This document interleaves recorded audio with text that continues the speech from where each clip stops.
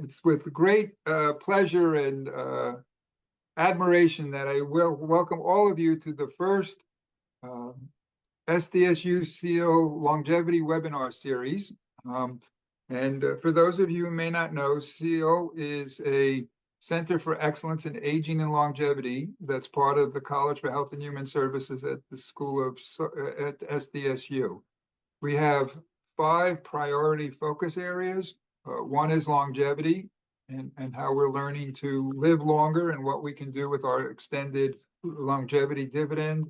Another is workforce development, working with both frontline staff, professional staff, and executive staff to help us be better prepared and diversified for the growing aging population. The other is research. We've actually created a regional aging research network in partnership with UCSD and Meals on Wheels Executive Director Brent Wakefield, and policy that has been, with all that's going on, both the federal, state, or local level, we've been very involved in policy issues, and more you'll see.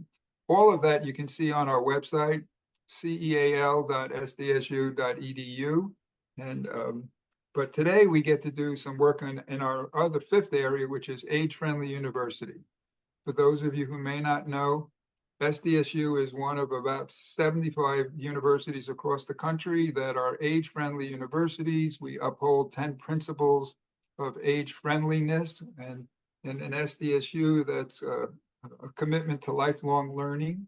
And today, we're going to have a presentation by Jocelyn Smith that demonstrates our commitment to intergenerational learning so that we can share from generations to generations both experience, education, and expertise so that we all find a way to live long and healthy lives of equity and opportunity.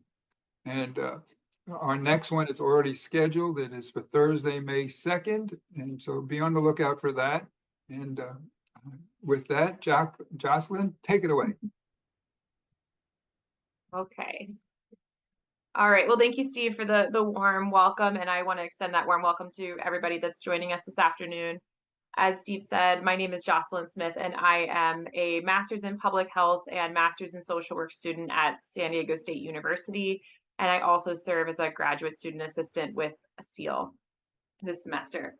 A few just housekeeping things before we get started. As Steve said, this webinar is recorded. So if you want to stay off camera, on camera, whatever you're more comfortable with, make yourself comfortable. That's what we're here for.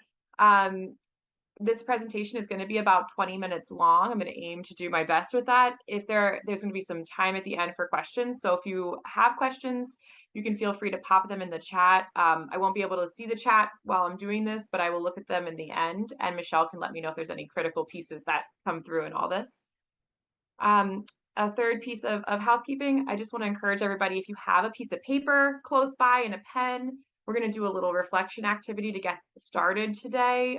If not, you can use your notes section in your phone, or you can just keep it in your head, whatever works best for you. But I just want to encourage you to grab that if you can. And a final piece is that today's topic, we will be talking about sexual health. I recognize that this can be a sensitive topic, so I do encourage you to take care of yourself as needed. If you need to step away or take a moment of pause, that is totally fine. But I just wanted to put that out there before we get started today. Today's topic also is a reflection of my graduate thesis research. So if anybody is interested in learning more about this topic or my specific research in this field, I will give you my contact information at the end. Today's presentation is called Let's Talk About Sex, Maybe. Understanding Sexual Ageism and the Impacts on Health and Well-Being for Older Adults. Today's session, we are going to define sexual ageism and its implications for older adults, healthcare, and our society at large. We're going to talk about common misconceptions about sexual health and aging, and explore strategies for combating challenges of sexual ageism in professional and personal settings. So to kind of get us started today, I want you to take that piece of paper that we were talking about, or your mind paper, however you want to think about it. And I want you to make 2 columns for yourself. We're going to do a little bit of word association here to get started. On the first part of the paper, I want you to write the word older adult. And I want you to take a moment and write the first 3 words that come to mind when you think about older adults. Could be thoughts, could be feelings when you think of older adults. On the second half of the paper, I want you to write the word sex. And I want you to write the first 3 words that come up for you when you think about the word sex.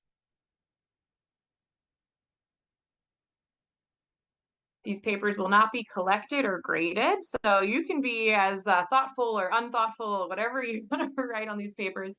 This is just going to be used for reflection for yourself. So I just want you to be as open as you feel comfortable with in writing on this. All right, hold on to that paper. We're going to come back to it in just a moment.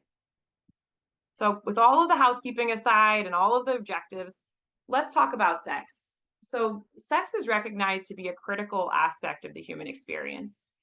Sex is often used as a way of expressing physical connection, emotional connection. For some people, it's a way of expressing self-confidence, of expressing themselves, of expressing love. And heck, some people even have sex just for fun. And for all of us, sex has different personal meanings, and it can conjure up a lot of different thoughts and feelings. And often we don't get the opportunity to step back and consider where those thoughts and feelings come from. So today we are going to take a moment to do that. I'm going to float a metaphor out there that I heard recently from Dr. Emily Nagoski, who's a sex health educator and sex health researcher. She's also the author of a book called Come As You Are and a more recent book called Come Together. And she has this metaphor that I think really can help us to explore our understanding of our own sexuality and our own sexual beliefs, and that's the sexual belief garden. So I'm going to read you this quote here. On the day you were born, you were granted this little plot of rich and fertile soil. And your family of origin and your culture of origin started to plant ideas about sex itself, about bodies, gender, safety, love, attachment, eroticism, and pleasure. And by the time you got to adulthood, you've got this garden full of ideas about all of those things. So I want you to take back out that paper that we wrote on earlier.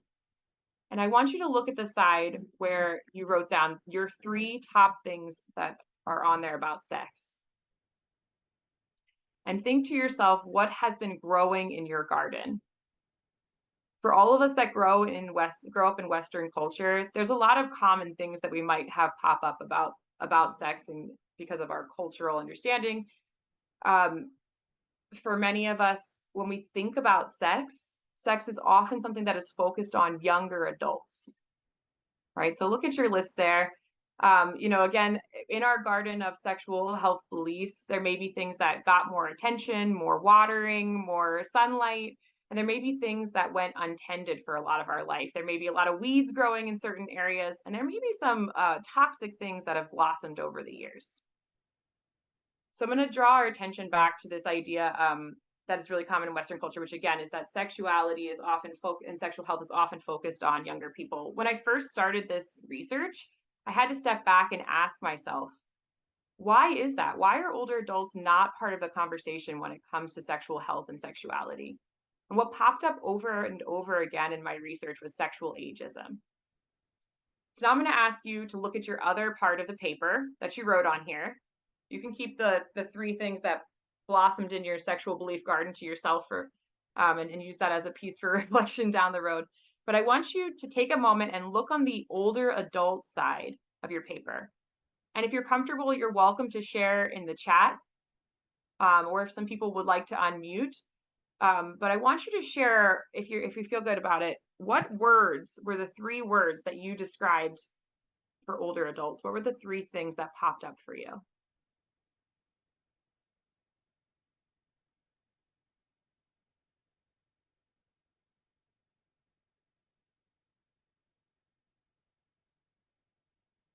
I can go, just to break the ice. Thank you, Yvonne. Yeah, I said wise. I said health issues. I also said slow. Thank you for sharing. Got some stuff in the chat here. Let me see if I can do this without breaking. Okay, we've got missed, non-existent, wanted, mature, wise, experienced, frail, declining health, wise. Okay, wisdom's popping up a lot. I love to see that.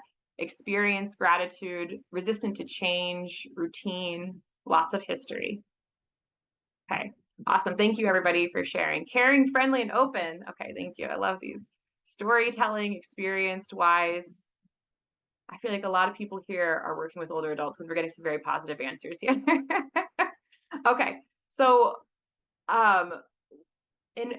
in the research, when looking at older adults and older adult health, what pops up when I was looking at the research is that we often categorize older adults into two different categories. I did a quick Google search of older adults, and guess what popped up? These two images. And I think these really show the categorization of how we think about older adults in Western culture often. So on one side of the spectrum, we have older adults, and they're often categorized as sick, a burden, ill. And on the other side of the spectrum, we have very patronizing views on older adults, where they're kind, they're sweet, they bake us cookies, they're your grandmother, right? When we categorize older adults into these two binary categories, we fail to acknowledge the dynamic nature of aging. And we come up with really unfortunate stereotypes that really drive ageism and our perspectives on older adults. When these ageist perspectives are aimed at the sex lives of older adults, they can have major influences and implications for how older adults are treated and sometimes undertreated. Common misconceptions in sexual ageism are things like older adults don't have sex, or that they're asexual, that sexual desire and needs dissipate as people age, that the sex lives of older adults are fraught by sexual dysfunction. So I threw up a couple examples here of just some easy examples of ageism that pop up in our culture, and even some examples of sexual ageism. So if you didn't believe me before, I promise you that ageism is around us. One place that we really commonly see it, of course, is in advertisements for beauty products. Anti-aging is almost everywhere. And I just wanted to show you on the far side here, this is not a new concept. This is an ad on the far right side from 1945, where it's talking about how middle-aged skin, quote unquote, may drive away a husband. Oh my gosh, right? That almost brought me to tears. Okay. And then there's another example here where this doctor is talking to an older adult patient and is saying that being older is actually is going to be a driver of health, is going to make them more ill. And my favorite one is this is a card that I found on Etsy recently when looking for a birthday card. And it says, you've reached that very difficult age. And on one side we see there's like the lacy underwear, and on the other side we have granny panties. And now when I said that word to myself earlier today, I was like, my mind almost melted, right? Granny panties are the prime example of sexual ageism, right? They're how we view older adults. So I just wanted to show you some examples of how in popular media, sexual ageism is alive and well. But I know what you're thinking. And, you know, Jocelyn, are you getting your granny panties in a bunch about a birthday card? No, it's not just that, right? Sexual ageism has wider implications for our healthcare system and for society at large. So does sexual ageism really matter? Yes. Anytime that I've told someone that I'm doing this research, one of the first things they say to me is, Jocelyn, have you heard about older adults getting sexually transmitted infections in nursing homes? It's like, yes, that's absolutely happening. And I want to use that as an example today to talk about how we see sexual ageism impacting older adults on macro levels and things like policy and cultural norms, meso levels, which are like the institutions and communities in which older adults interact, and then micro levels of interaction where older adults experience sexual ageism on interpersonal interactions or even intrapersonal, meaning coming from within. So on this little chart here, this is information before we get into the systems look here. On this little chart here from the CDC, on the left-hand side, there are a variety of different sexually transmitted infections, and there's the prevalence of these over the course of 10 years. So if you look at 2010 and then you zoom right across to 2020, you can see that for every single one of these sexually transmitted infections, the rates for older adults have doubled, if not tripled, over the past decade. Right? So yes, it is unfortunate that we see birthday cards like this, but more imperative, this is impacting the health of older adults. So when we take these ideas of the sexually transmitted infections and we look at it on the macro, meso, and micro level, I just wanted to give you some examples of how this happens. On macro level, from a policy perspective, up until a few years ago, the U.S. Preventive Health Service Task Force did not recommend that anybody over the age of 65 be screened for sexually transmitted infections because they were considered not at risk. Okay, so when those policies or recommendations are in place, look what happens to our numbers. On the meso level, on an institutional policy, think about nursing homes or hospitals that don't have policies in place to protect older adults or opportunities for them to engage in safer sex practices to help drive down these numbers. So going back to that common fact that people tell me all the time about the increasing risks in nursing homes. On a micro level of interaction, think about if an older adult has flu-like symptoms and they go to see their primary care provider. If that provider is viewing that older adult through a sexually ageist lens, they may say, wow, yes, you're an older adult, you may have the flu, versus recognizing that this older adult may be experiencing something like the first signs and symptoms of something like HIV. They may go undiagnosed, unscreened, which can lead to huge health implications. Furthermore, if this older adult is raised in Western culture and their garden from the time that they are a little kid is watered and fertilized, and they are told that it is abnormal and unusual for older adults to have sex, as they age, this may become the lens that the older adult views themselves through. Now, if I'm sick, if I'm having issues with my sexual health, I might not go see a doctor because I might chalk it up to being an older adult. And this is what naturally happens. So sexual ageism has huge implications for our healthcare system. It can increase the financial burdens and just the general burdens of caring for older adults. But more importantly, it can decrease the quality of life for older adults.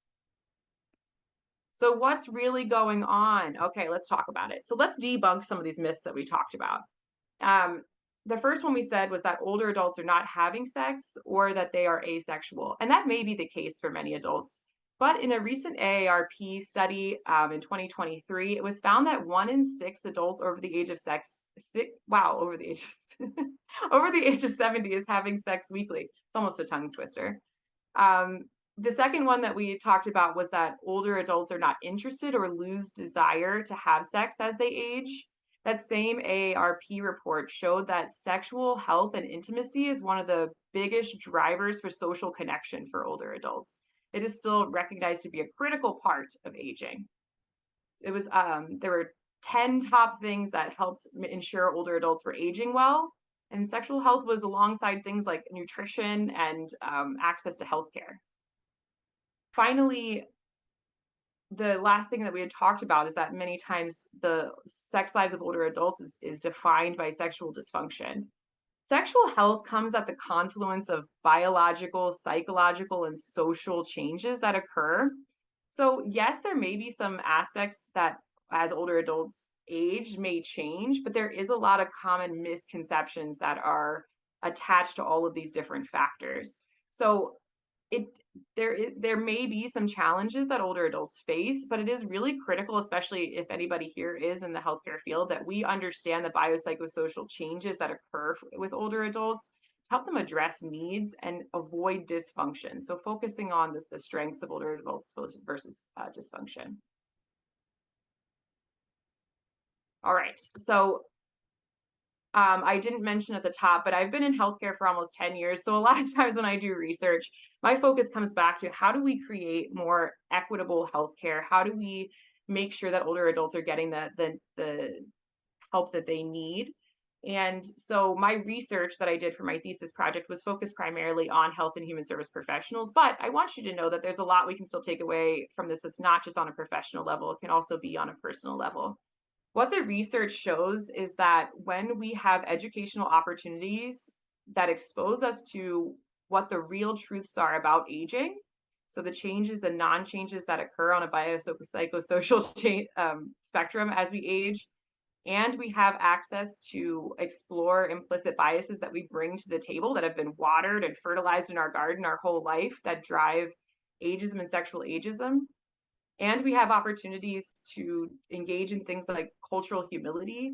We have the opportunity to improve our perspectives on sexual ageism and increase our positive attitudes.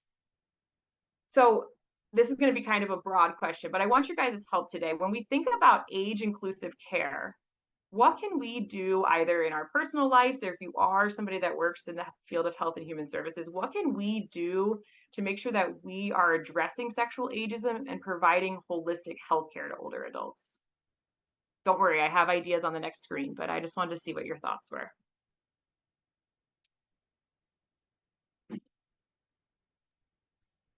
I believe that you should have a more caring attitude toward toward the older person, because I'm a senior and I feel very left out when it comes to certain areas. And I know you're talking about the sexual area, but you know, the other thing is you have to have trust. And when you've been through a divorce, trust is hard to come by. Thank you so much for sharing that, Lee. And I think that goes back to that some of the biopsychosocial changes that occur as people age. And I love that you said that there's different aspects that you're feeling left out on. That's been the common response for a lot of people in different aspects of healthcare. So thank you so much for sharing that. Some other perspectives here in the chat, someone said, just ask about it. Someone said, don't be afraid to ask about sex and sexual health. I love that. Any other ideas of how we can make sure we're providing age-inclusive care when it comes to sexual health?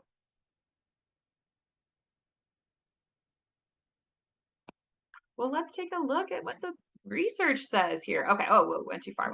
Okay. So first things first is there should be an assumption that older adults are having sex and that their interest in sexual activity is ongoing. So there may be older adults that are asexual or follow some of the stereotypes, but it should not be assumed that by the time you hit 50, you're aging out and clocking out of sexual health.